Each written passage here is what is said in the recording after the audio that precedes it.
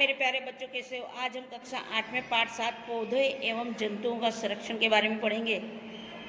हम यहाँ पर सबसे पहले बात करते हैं बच्चों वनोन्मूलन एवं उसके कारण, मतलब वनों को काटना और इसके क्या कारण होते हैं, क्यों ऐसा करा जाता है।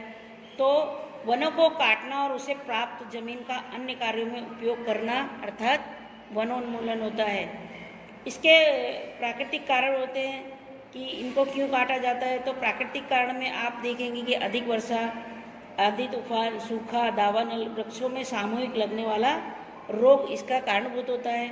मानव सर्जित कारण में आप देखेंगे इसमें कि रास्ता, सड़क, रेलवे ट्रैक बनाने के लिए वनोन्मूलन किया जाता है।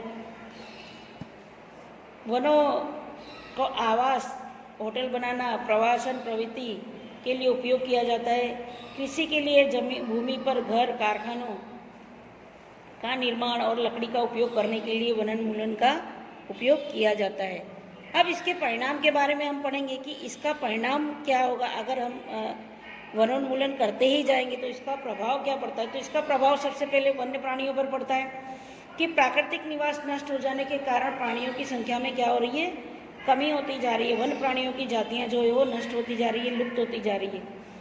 पर्यावरण के संदर्भ में अगर हम बोले तो पर्यावरण का संतुलन बिगड़ता है, कार्बन डाइऑक्साइड का प्रमाण बढ़ता है, ग्लोबल वार्मिंग हो जाता है, जल चक्र का संतुलन बिगड़ता है, वर्षा कम होने लगती है, भूमि का कटाव होता है और जमीन की उर्वरक शक्ति में जो है वो कमी आ जाती है। तीसरी बात करें हम ग्रामीण क्षेत्र की, तो ग्रामीण क्षेत्र में वन प्राणी गांव की तरफ भागते हैं और पालतू प्राणी और मनुष्यों को समस्या उत्पन्न होती है। वन उत्पादकों और ईंधन की कमी हो जाती है।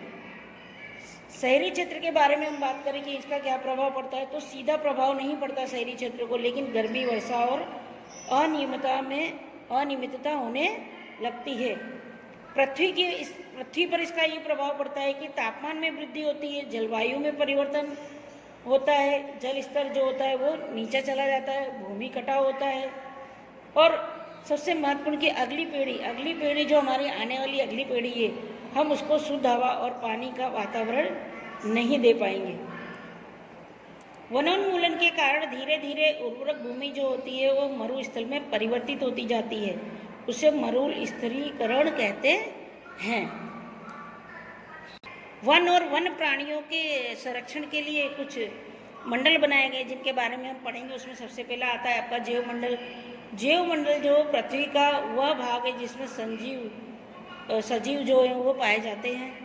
प्राणी जात के बारे में हम यहाँ बात करें तो किसी विशेष क्षेत्र में पाए जाने वाले प्राणी उस क्षेत्र के प्राणी जात कहलाते हैं, जैसे कि गाय, भैंस, चींटी, पतंगा। वनस्पति जात की अगर हम बात करें तो किसी विशेष क्षेत्र में पाए जाने वाले पेड़ पौधे उस क्षेत्र के वनस्पति कहलाते हैं, जैसे नीम, आम, औषधि पेड़ पौधे। फिर अभयारण्य की हम बात करते हैं तो ऐसा क्षेत्र जहां जंतुओं एवं उनके आवास किसी भी प्रकार के विशेष विक्षोभ से सुरक्षित होते हैं, जैसे प्राणी संग्रहालय, अभयारण्य। और किसी क्षेत्रों की कटाई, शिकार पर जो जहाँ पर रोक होती है वहाँ पर हम उसे क्या बोलते हैं, अभयारण्य बोलते हैं।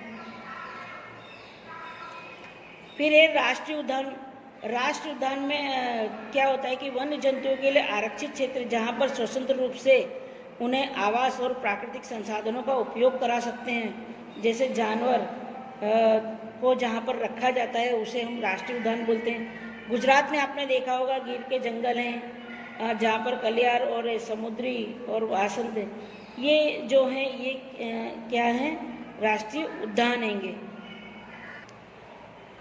बच्चों जैवमंडल आरक्षित क्षेत्र किसे बोलते हैं, वन्य जीवन, पौधे और जंतु संसाधनों और उस क्षेत्र के आदिवासियों के पारंपरिक ढंग से जीवन जीने हेतु तो विशाल संरक्षित क्षेत्र होता है।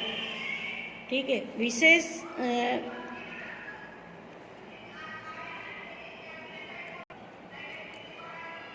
विशेष क्षेत्र स्पीशीज की बात हम करें तो पौधे एवं जंतुओं की वह जाति जो किसी विशेष क्षेत्र से विशिष्ट रूप में पाई जाती है, जैसे कि कंगारू, ये क्या हुआ आपका विशेष क्षेत्र स्पीशीज हुआ।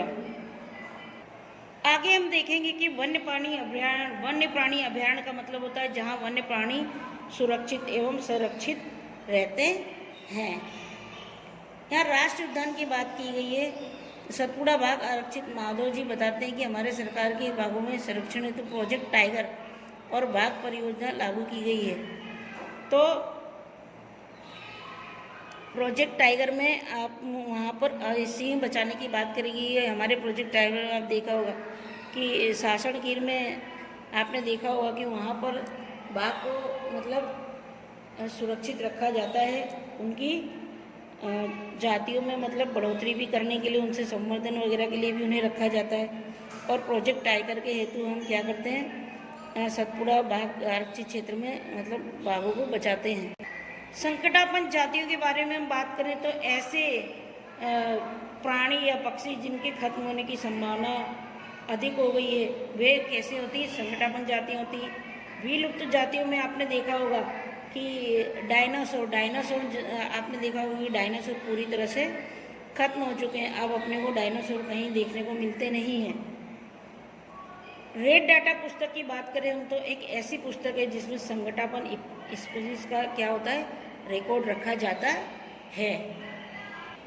प्रवासी पक्षी के बारे में अगर हम बात करें तो कुछ पक्षी जो होते हैं वो कुछ समुदाय समय के लिए क्या करते हैं, उड़कर दूसरे स्थल चले जाते हैं क्योंकि वहाँ का वातावरण उनको अनुकूल नहीं होता है।